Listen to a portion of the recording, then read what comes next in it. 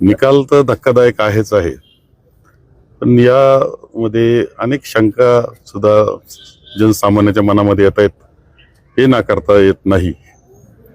खरं म्हणजे एक धर्माचा उपयोग, पैशाचा उपयोग, काही योजना, ज्या सरकारी योजना केवळ राजकारणाकरता वापरण्याकरता घेतलेला, हे सुद्धा कारण आहे.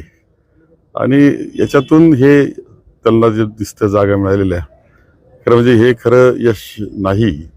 त्यांनी ओढून ताडून कसं तरी मिळवलेलं, विना क्लुप्त्या करून मिळवलेलं यश आहे.